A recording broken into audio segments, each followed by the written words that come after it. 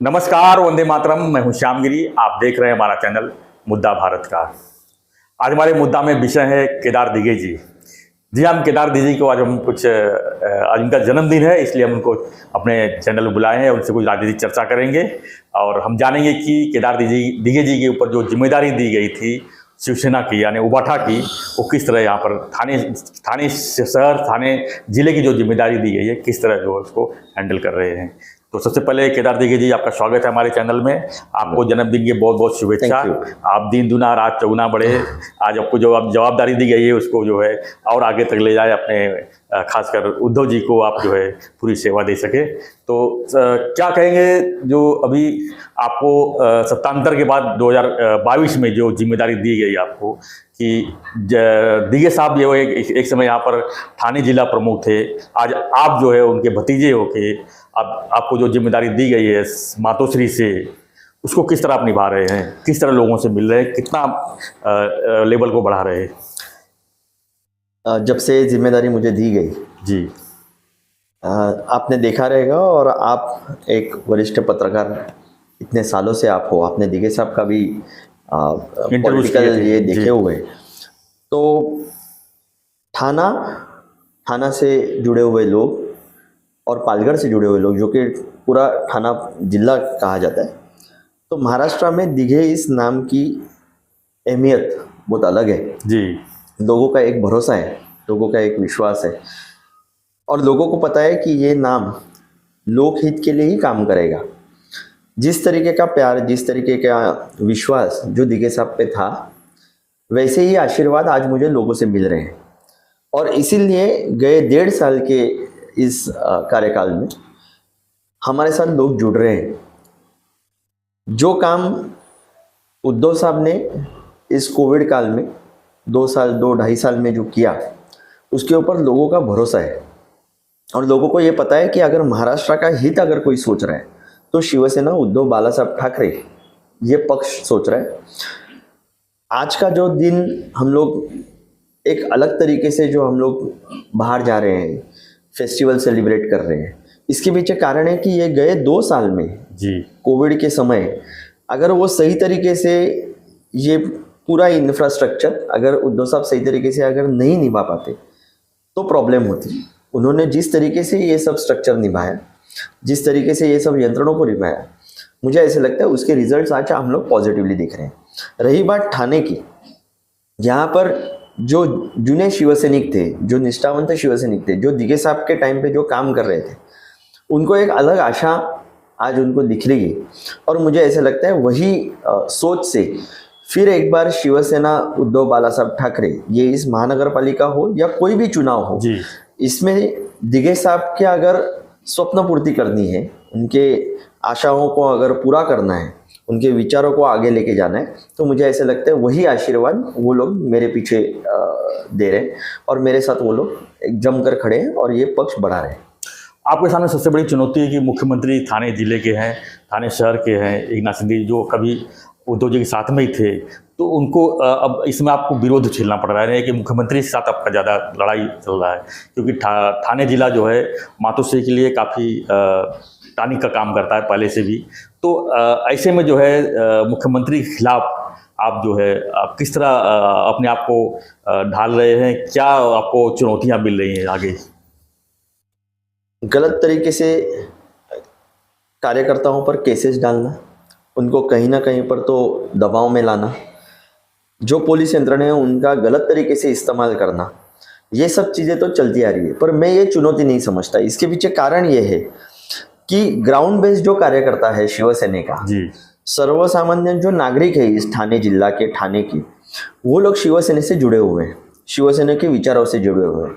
उन्होंने देखा है कि शिवसेना ये पक्ष जो बाला साहब ने ये स्थापन किया, और बाला साहब के पश्चात जो उद्धव साहब आज तक बहुत सक्सेसफुली लेके आए हुए हैं, जिस तरीके से काम लोगों के हितों का चल रहा है, मेरे ख्याल से उस पर भरोसा रख के लोग जब भी आपके साथ जुड़ते हैं तभी कोई भी चुनौती आ जाए, ये चुनौती अपने को लगती नहीं।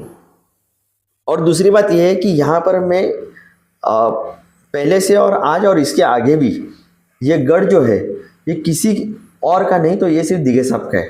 तो जहाँ पर दिघे साहब के विचार है, दिघे साहब के तत्व है, दिघे साहब के सोच है, वहाँ पर मुझे ऐसा लगता है कितनी भी बड़ी चुनौती आ जाए वो मायने नहीं रखती, क्योंकि लोगों का आशीर्वाद सही लोगों के साथ और जो लोग सच्चाई पे चल रहे हैं उनके साथ रहता है। और मुझे ऐसे लगता है कि ये लड़ाई में लोग ज़रूर हमारा साथ देंगे। देखा है तो शिवसेना की पक्ष भी गई, चिन्ह भी गया और बाला साहब का नाम भी लगभग वो अपने साथ में ले गए हैं। तो ऐसे में अब क्या लगता है कि नए सिरे से उद्धव जी का जो पार्टी को अभी नया सिरे से जो बढ़ाना है उसमें कितनी चुनौतियां मिल रही हैं? क्या लगता है कि नए सिरे से उसको फिर से उस लेवल तक खड़ा करेंगे जहां से बाला साहब लेके चले थे, और बाला साहब को ठाणे से सबसे बड़ी उपलब्धि मिली थी? तो ऐसे में आपके सामने तो और भी चुनौती होगी कि ठाणे को जो है मातोश्री को ठाणे का एक बड़ा बेस बना के उनको देना है। मैं आपको एक बात बोलता हूँ कि शिवसेना ये संघर्ष से बनाया हुआ एक पक्ष है जी।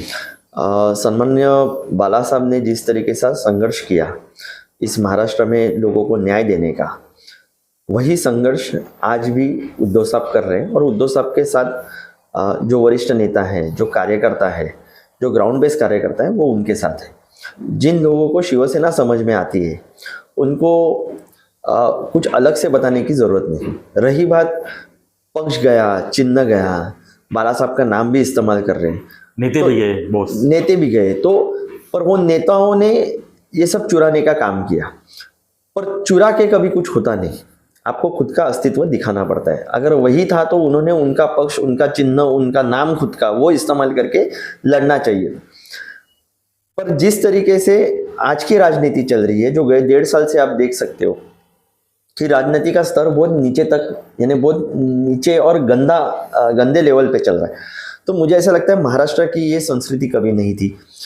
पर आज और इसके आगे आने वाली पीढ़ियों में अगर आप कभी भी पूछोगे तो कोई भी बता सकता है कि शिवसेना ये पक्ष ये सिर्फ बाला साहब ने स्थापन किया था, और ठाकरे और शिवसेना ये जो समीकरण है ये कोई हटा नहीं सकता। लीगल जो टेक्निकल और लीगल मैटर जो है वो लड़ाई जो लड़नी है वो तो लड़ेंगे ही, पर जिस वक्त पे ये चुनाव आ जाएगा तभी लोग बता देंगे कि ये पार्टी किसकी है, इस पे अधिकार किसका है, इसमें त्याग किसने किया हुआ है, और ये आगे कौन सही तरीके से लेके जा सकता है। तो इन लोगों के कहने से या गलत तरीके से बताने से या वन साइड ओपिनियन देने से कोई फर्क नहीं गिरता। रही बात शिवसेना के कार्यकर्ता और लोग, जो जनता है जी, वो हमेशा संगठन के साथ रही हुई है, इसके आगे भी रहेगी, क्योंकि लोगों को मालूम है इसमें सच्चाई क्या है।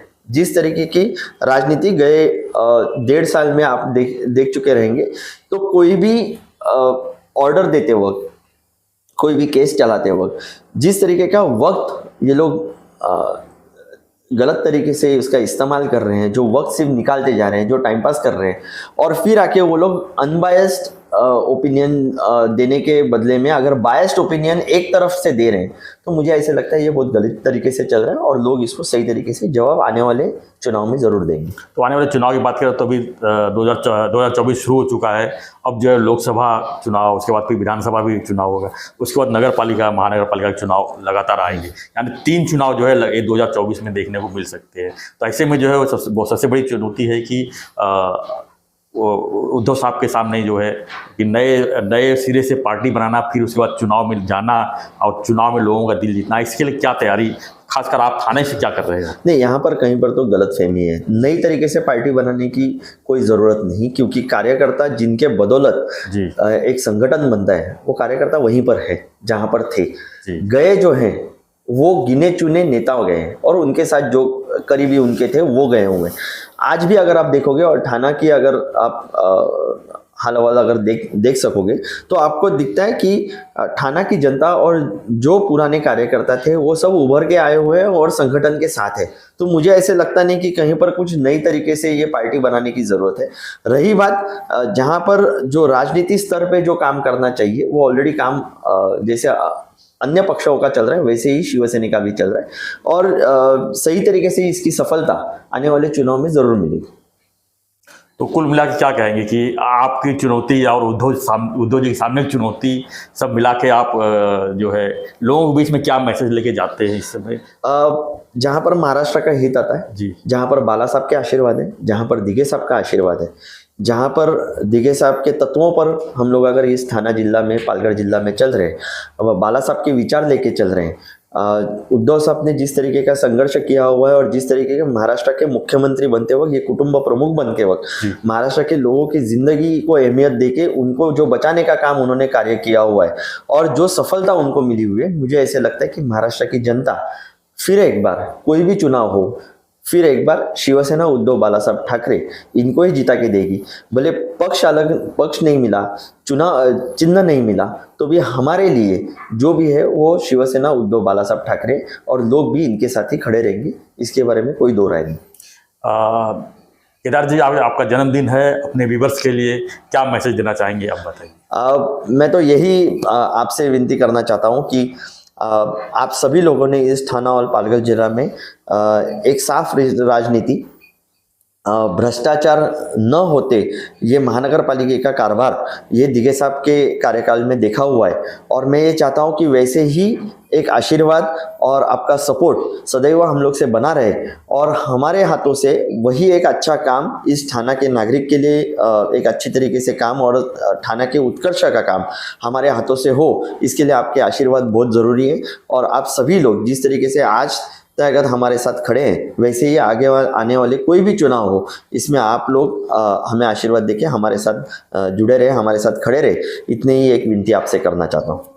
धन्यवाद। धन्यवाद केदार जी, बहुत बहुत बधाई जन्मदिन की।